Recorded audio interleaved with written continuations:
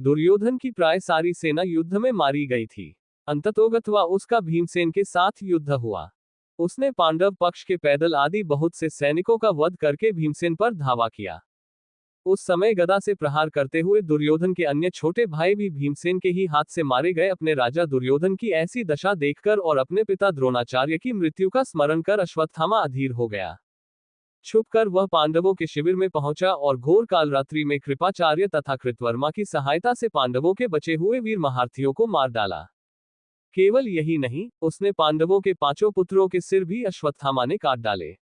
अश्वत्थामा के इस कुकर्म की सभी ने निंदा की, यहाँ तक कि दुर्योधन तक को भी यह अच्छा नहीं लगा। पुत्रों के हत्या से दुखी द्रौपदी विलाप करने लगी। उसके विलाप को सुनकर अर्जुन ने उस नीच कर्म हत्यारे ब्राह्मण के सिर को काट डालने की प्रतिज्ञा की। अर्जुन की प्रतिज्ञा सुन अश्वत्थामा भाग निकला। श्री कृष्ण को सारथी बनाकर एवं अपना गांडीव धनुष लेकर अर्जुन ने उसका पीछा किया। अश्वत्थामा को कहीं भी सुरक्षा नहीं मिली तो भय के कारण उसने अर्जुन पर ब्रह्मास्त्र का प्रयोग कर दिया। अश्वत्थामा ब्रह्मास्त्र को चलाना तो जानता था पर उसे लौटाना नहीं जानता था। उस अति प्रचंड तेजों में अग्नि को अपनी ओर आता देख अर्जुन ने श्री कृष्ण से विनती की, हे जनार्दन, आप ही इस त्रिगुणमय सृष्टि को रचने वाले परमेश्वर हैं। सृष्टि के आदि और अंत में आप ही शेष रहते हैं। आप ही अपने भक्तजनों की रक्षा के लिए अवतार ग्रहण करते हैं। आप ही ब्रह्मा स्वरूप हो रचना करते हैं, आप ही विष्णु स्वरूप हो पालन करते हैं और आप ही रुद्र स्वरूप हो संहार करते हैं। आप ही बताइए कि यह प्रचंड अग्नि मेरी ओर कहां से आ रही है और इससे मेरी रक्षा कैसे होगी। श्री कृष्ण बोले, है अर्जुन, तुम्हारे भय से व्याकुल होकर अश्वत्थामा ने ये ब्रह्मास्त्र तुम पर छोड़ा है। इससे बचने के लिए तुम्हें भी अपने ब्रह्मास्त्र का प्रयोग करना होगा, क्योंकि अन्य किसी अस्त्र से इसका निवारण नहीं हो सकता। श्री कृष्ण की इस मंत्रणा को सुनकर महारथी अर्जुन ने भी तत्काल आचमन करके अपना ब्रह्मास्त्र छोड़ दिया। दोनों ब्रह्मास्त्र परस्पर भिड़ गए और प्रचंड अग्नि उत्पन्न होकर तीनों लोकों को तप्त करने लगी।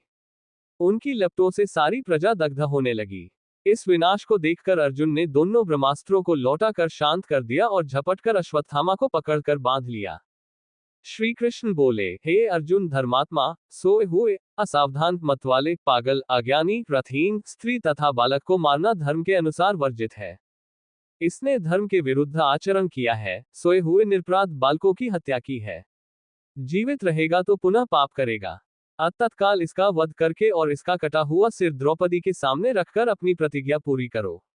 श्री कृष्ण के इन शब्दों को सुनने के बाद भी धीरवान अर्जुन को गुरुपुत्र पर दया ही आई और उन्होंने अश्वत्थामा को जीवित ही शिविर में ले जाकर द्रौपदी के सामने उपस्थित किया।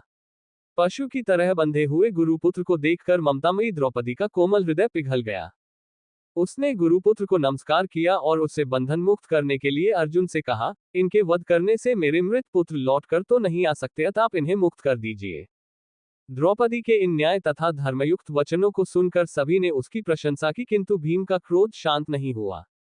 अर्जुन ने अपनी तलवार से अश्वत्थामा के सिर के केश काट डाले और उसके मस्तक की मणि निकाल ली। मणि निकल जाने से वह श्रीहीन हो गया। श्रीहीन तो वह उसी क्षण हो गया था जब उसने बालकों की हत्या की थी, किंतु केश मुंड जाने और मणि निकल जाने से वह और भी श्रीहीन हो गया और उसका सिर झुक गया। अर्जुन ने उसे उसी अपमानित अवस्था में शिविर से बाहर निकाल दिया। अश्वत्थामा को अपमानित कर शिविर से निकाल देने के पश्चात सारे पांडव अपने स्वजनों को जलदान करने के निमित्त धृतराष्ट्र तथा श्री कृष्णचंद्र को आगे करके अपने वंश की संपूर्ण स्त्रियों के साथ गंगा तट पर गए। उसी समय एक अपूर्व घटना हुई।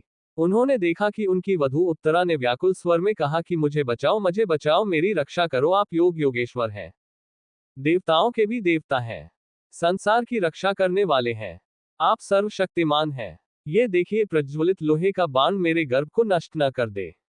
है प्रभु, आप ही मेरी रक्षा करने में समर्थ हैं। ऐसे कातर वचन सुनकर श्री कृष्ण तुरंत रथ से कूद पड़े और बोले कि अश्वत्थामा ने पांडव वंश को नष्ट करने के लिए फिर से ब्रह्मास्त्र का प्रयोग किया है, जिससे उत्तरा का गर्भ अत्यंत जलने लगा, परंतु श्री कृष्ण ने अपने तप से शिशु को पुनर्जीवित कर दिया।